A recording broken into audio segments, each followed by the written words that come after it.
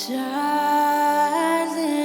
night, holy night, all is calm, all is bright, round yon virgin mother and child.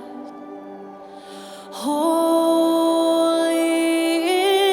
infant, so tender and mild, sleep in heavenly peace, sleep in heavenly peace.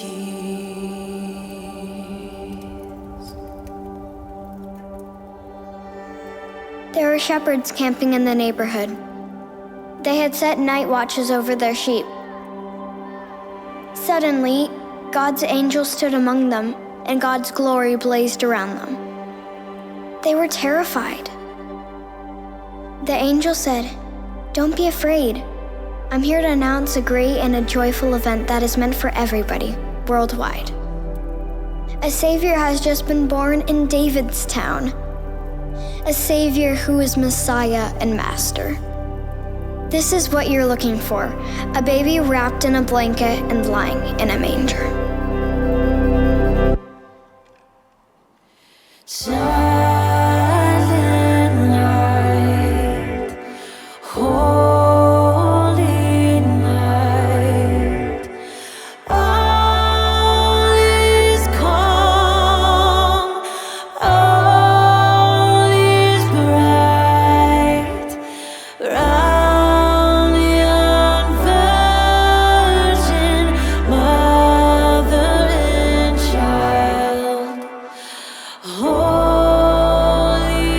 infant, so tender and mild, sleep in heavenly peace, sleep in heavenly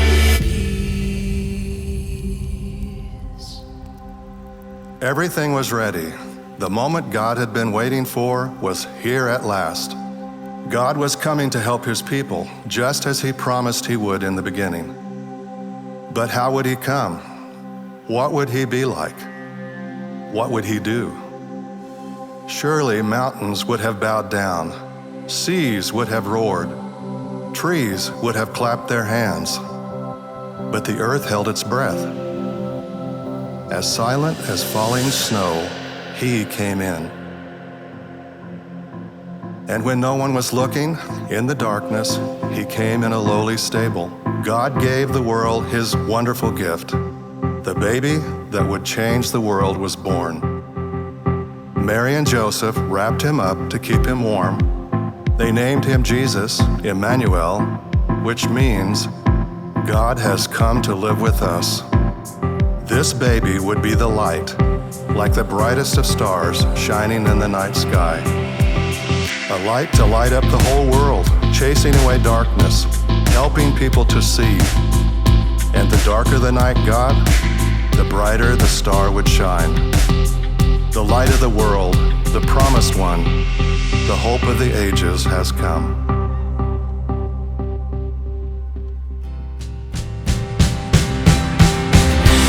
Gloria,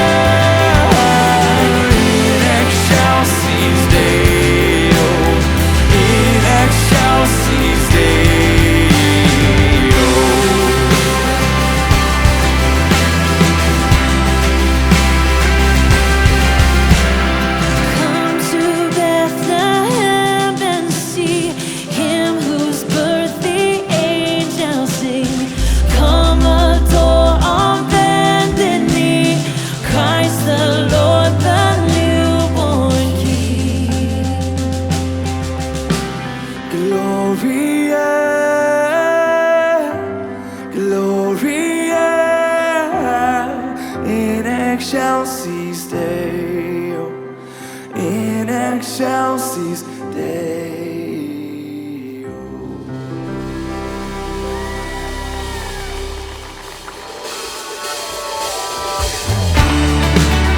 Well, friends, we believe that when Jesus came to this earth, He brought with Him love and peace and hope and joy, and we believe that He is still bringing that here tonight in this place. Will you continue to sing with us as we celebrate joy to the world? We sing, come on. Joy to the world, the Lord is come. Let earth receive her King. Let every heart prepare Him room. And heaven and nature sing, and heaven and nature sing, and heaven and nature sing.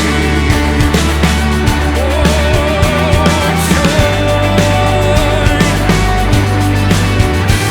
What's it say? Oh, we sing joy. Joy to the world, the Savior reigns. Let men their songs employ.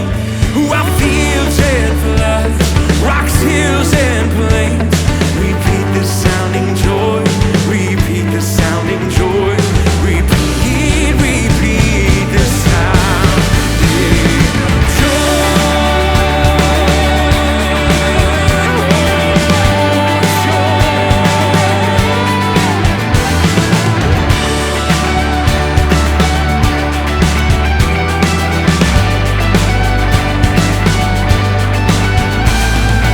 He rules the world with truth and grace, and makes the nations prove the glories of His righteousness, and the wonders of His love, and wonders of His love, and wonders of His love.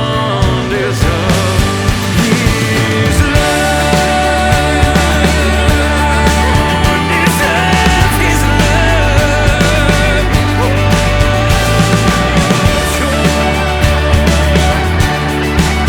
Joy to the world,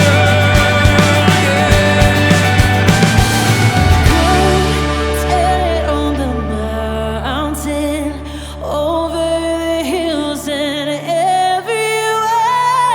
Go tell it on the mountain that Jesus Christ is born.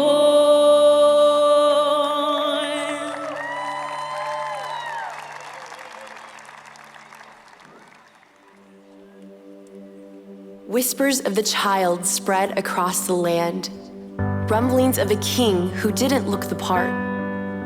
Not mighty, but humble. Peaceful, not proud. From a family overlooked and a mother on the run, to a kingdom not yet known. Good news unfolding, a mystery to people near and far. Who would He become? Where would He reign? With lowly shepherds or esteemed wise men? In a palace on a throne or in a garden all alone? With peasants or prophets, heroes or thieves? Here to seek glory or serve the least of these? Who was this child? Why was He here? And who was He for?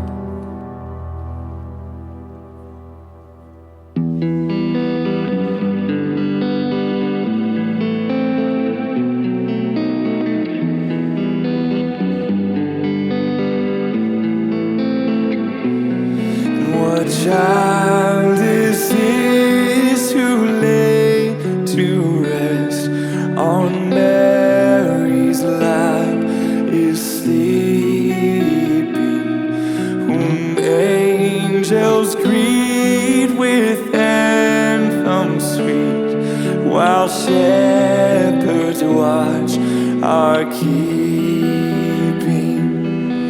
This is Christ the King, whom shepherds guard and angels sing.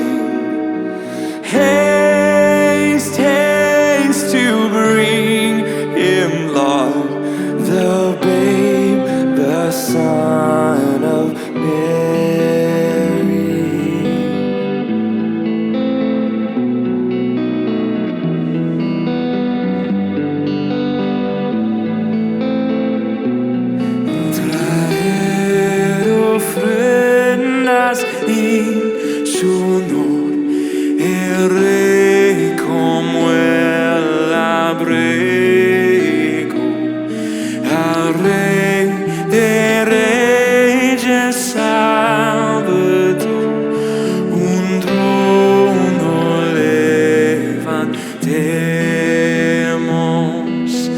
Él es el Cristo, el Rey, pastores, ángeles cantan. Ven, venid al Hijo de María. This is Christ the King, whom shepherds guard and angels sing. Venid al Hijo de María.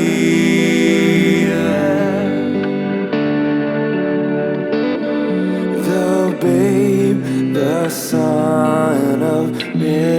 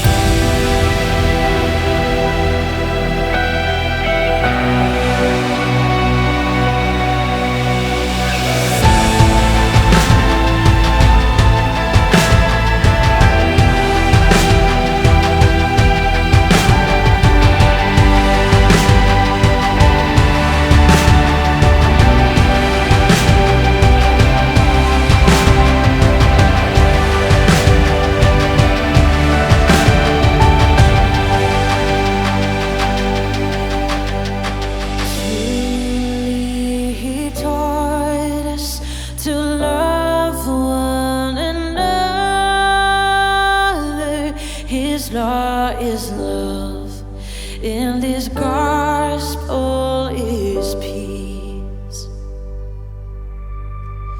Chains shall He break, for the slave is our brother,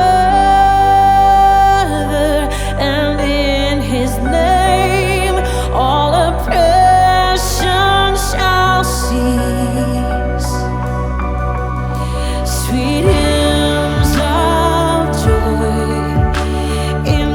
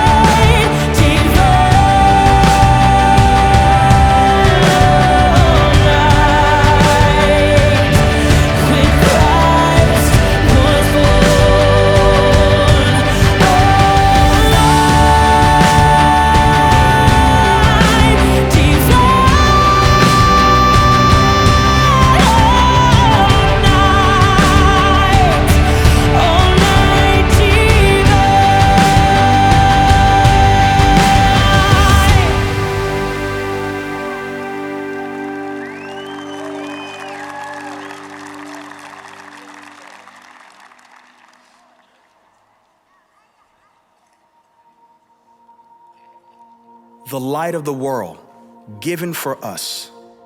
No limitations, no exclusions. It's right here in his name, Emmanuel, God with us. A Savior who lived as a man to know our struggles firsthand. A friend betrayed by those he loved, yet only had love to give in return.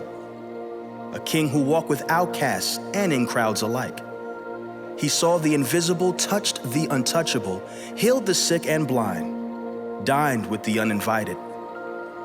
He names us children of God, family, part of a new kingdom, his kingdom, where all is made new. He calls us his own.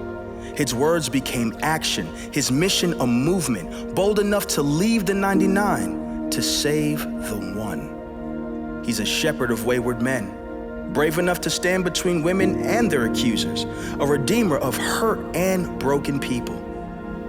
He's the welcome arms to a prodigal son and daughter, a bridge to those who feel they're too far gone. His life was poured out so that we could be redeemed, every nation, tongue, and tribe. To the corners of the earth, his birth was only the beginning. Your life, my life, is the rest of the story. It's what we do with Christmas that makes this night worth celebrating. Truly, he taught us to love one another. His law is love. His gospel is peace. And he's always been, for me, for you, for all of us. The story of Christmas is for all of us. Arwa Mogbe also said, Osemeno, Osevano. It's for me. The birth of Jesus is for me. It's for me.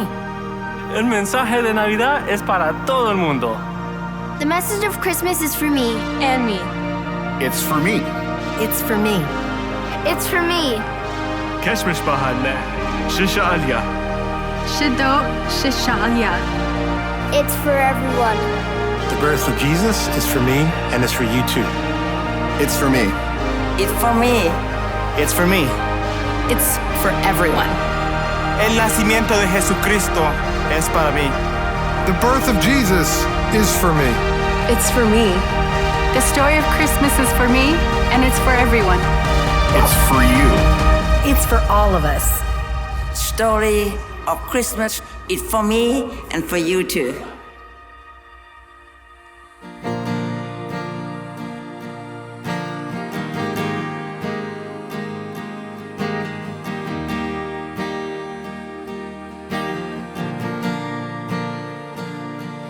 Help me see the world through the eyes of a child with wonder inside. Help me see the world. Help me see the world through the eyes of my brother, through the wounds of another. Help me see the world and give me perspective. God, help me see that there are no borders between you and me, and give me perspective. Open my eyes, tear down the walls that I've built in my mind.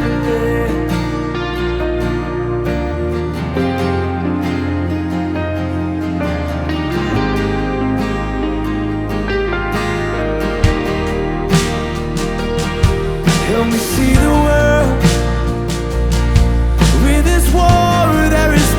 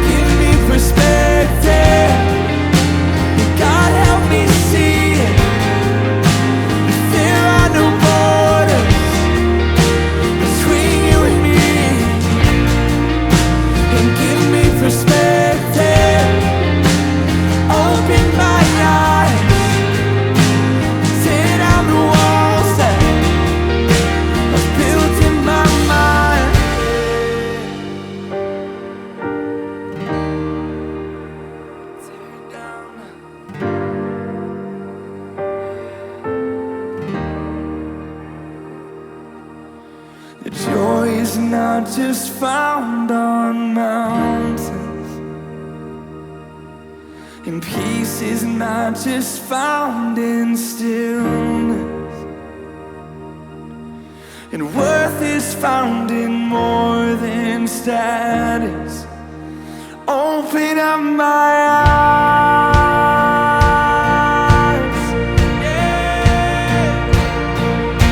And broken lives don't lose their purpose, and hope is more than just a concept. And follow does not mean be perfect.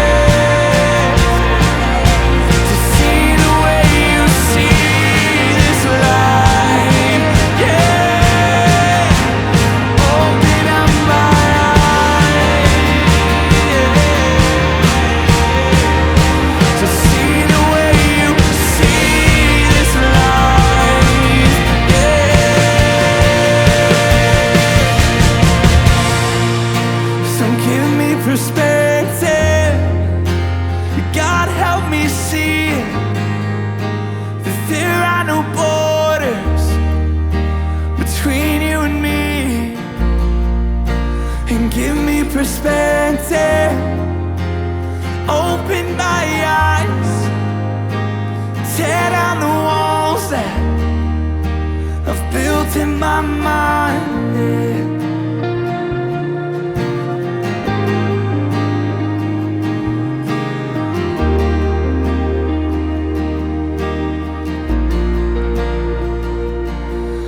See the world through the eyes of our brothers, through the wounds of another. Help me see the world.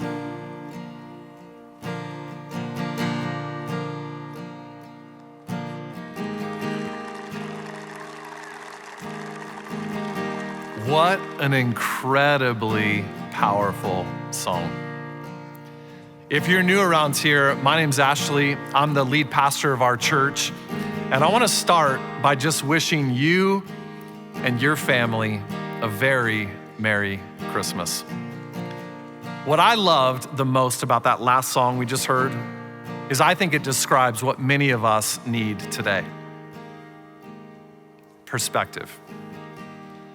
Perspective for our eyes to be opened, to see life clearly, and ultimately to see who God is and what He's up to in our life. But I think that's so hard to do sometimes, isn't it? Especially when life circumstances seem to be clouding your vision.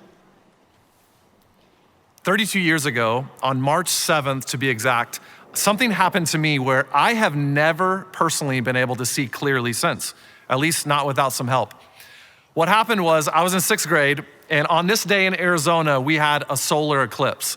And as kids, we were crazy excited in school because our teachers were making a really big deal about the solar eclipse. They said it doesn't happen very often. This is a really big deal.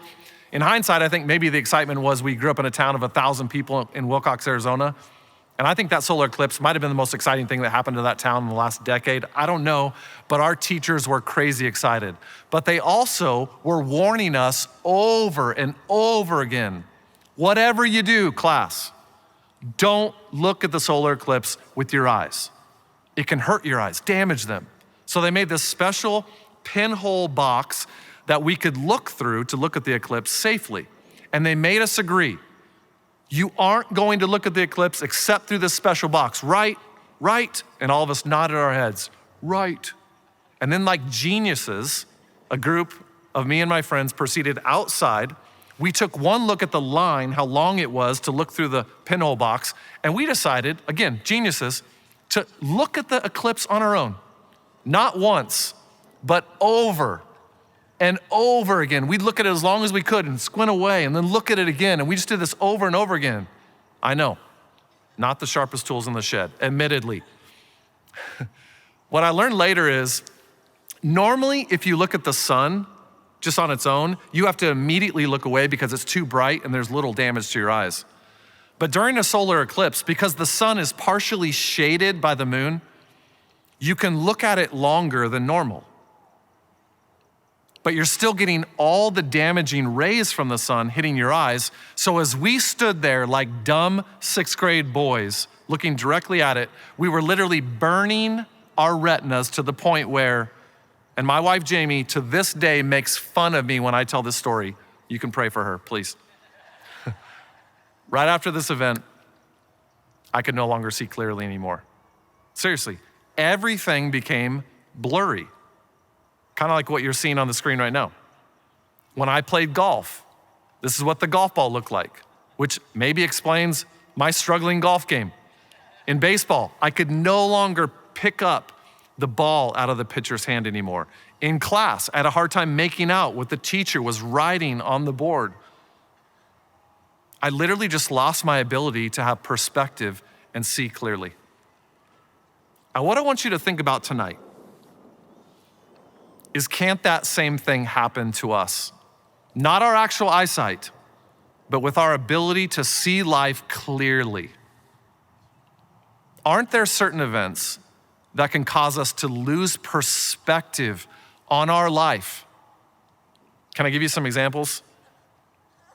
If you've recently lost a loved one, if you've had a recent breakup or a divorce, if you've lost a job or had a big career change, if you've had a friendship go sour, if you've battled anxiety or depression these past few years, which I know so many have, if life just hasn't turned out the way you thought, all these things can cause us to lose perspective, to lose our ability of seeing life clearly.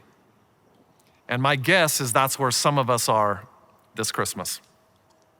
And what makes it hard is you come to a Christmas Eve service like this and we sing songs like "Joy to the World," and God came to bring peace on earth to everyone. And it's just hard for you to see that. Joy, peace, at least we don't see that in our own life. I mean, all that love, joy, peace that we sing about, I mean, it's easy for us to think that has to be for somebody else. That's not for me. Maybe that's for people that haven't experienced what I've experienced. I mean, they don't have my doubts, or at least they haven't felt the pain I've felt. Yet if there was one thing I'd want you to hear this Christmas, it would be this. It's the whole theme of our experience tonight. It's that Jesus came for you. He's for you, right there, you.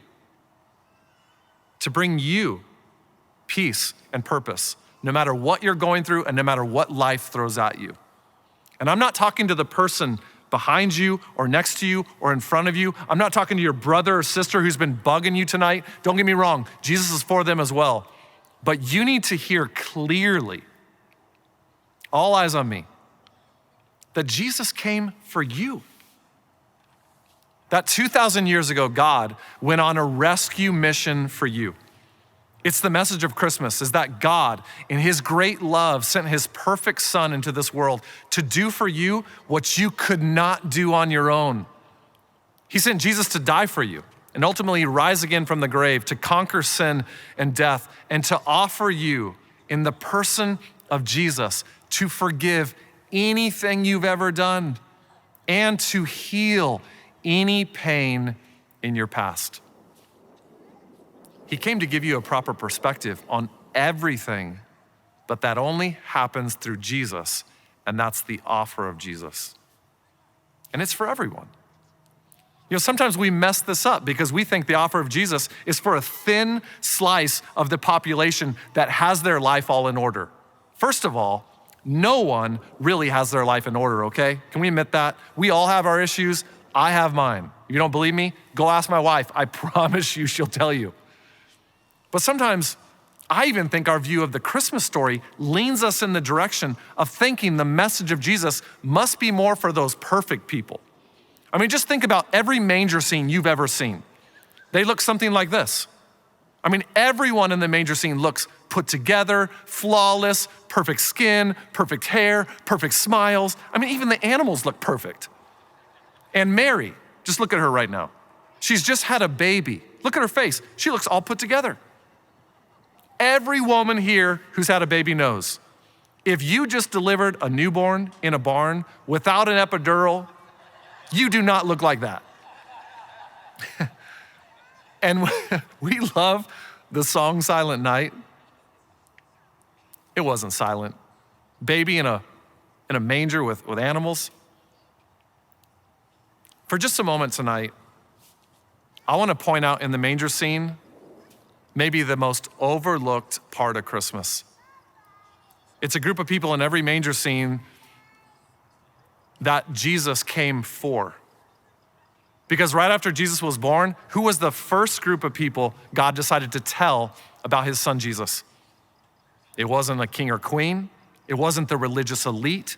It wasn't the popular people that had their life put together. It wasn't even the influencers in their society. No, the first group God decides to tell about Jesus were the underbelly of their society, the shepherds. The shepherds are in every Christmas manger scene, and yet I think we miss the significance. You have to understand, in Jesus' day, arguably no other profession or group of people was so looked down on than shepherds. It was a dirty, nasty, shameful profession.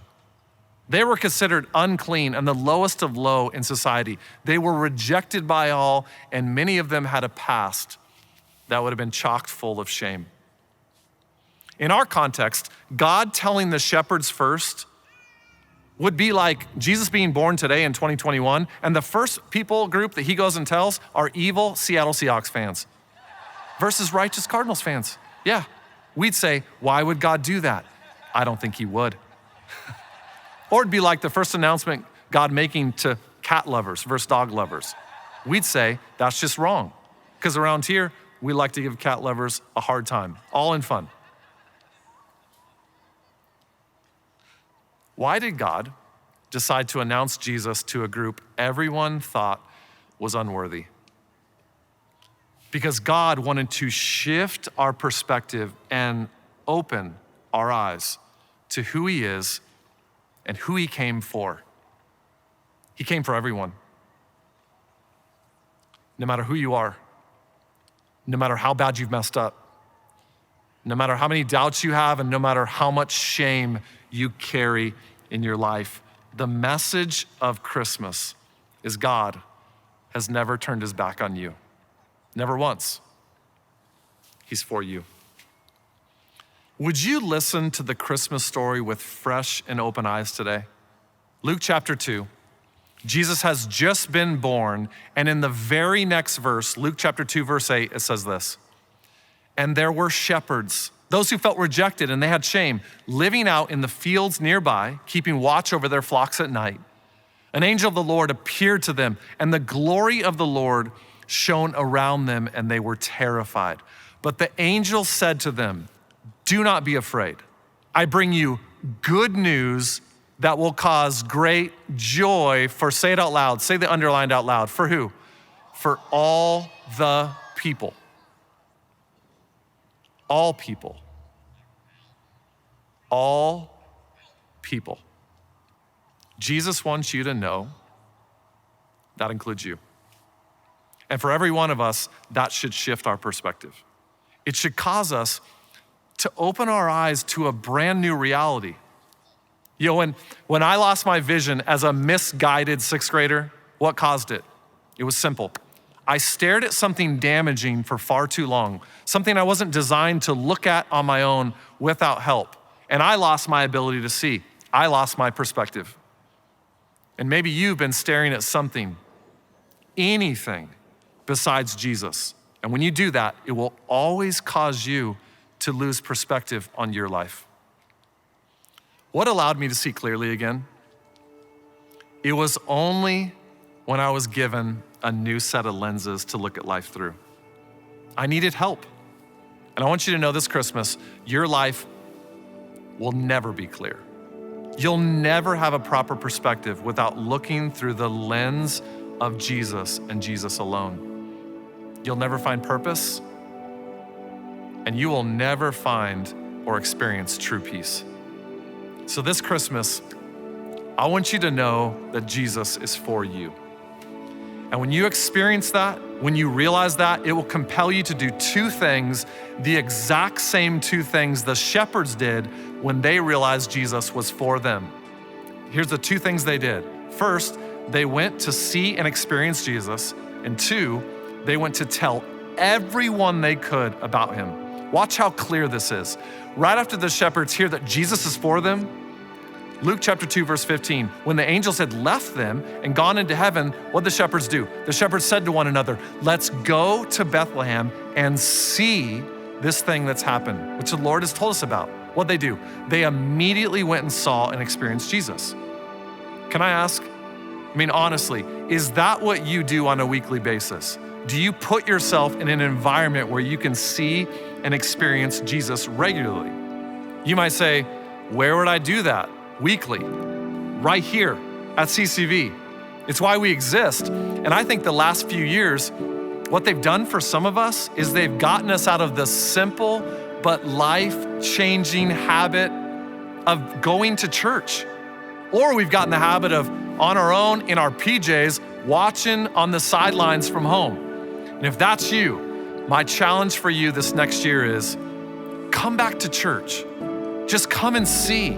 Get in the game. Come to a place that's for you, where there's real community centered on Jesus, a place you can grow. Some of you are in a relationship or marriage right now and it is not growing, you know it. It's because you've stopped being in community. Some of you are struggling in life because you've just stopped coming to church, and it's not what God intended. And this is your challenge and invitation to come back in 2022. At CCV, we have 12 campuses meeting all across the valley. And this next year, we'll open up 2 more campuses, one in Maryville, one in downtown Phoenix. And all of our locations have the exact same music, teaching, and programs for your kids designed to help you experience Jesus and grow. And remember, CCV isn't a country club for perfect people. We're a training center for everyone, including you, including me. I need it. What's the second thing the shepherds immediately did? They didn't just come and see. Verse 17, when they had seen him, what did they do next? They spread the word concerning what had been told them about this child, about Jesus. And all who heard it were amazed. They went out and told everyone about Jesus. And some of us, our challenge for this next year is to get out and spread the word more, to invite others to come and experience what's changed our life. When you experience something good, you can't help but share it. So I want to challenge you. Get out and let your light shine. Let your light shine for everyone to see, whether that's at a workplace or in school or in your neighborhood.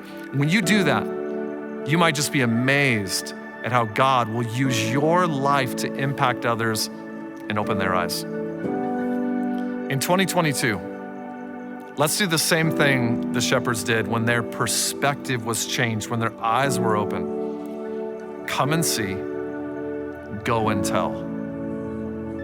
And no matter who you are, please hear this Christmas. God's for you.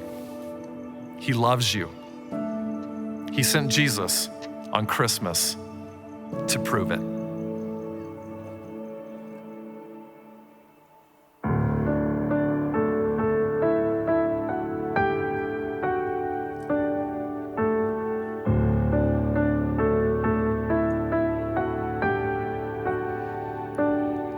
In the darkness, we were waiting without hope, without light, till from heaven you came running. There was mercy in your eyes to fulfill the law and prophets. To a virgin came the word from the throne.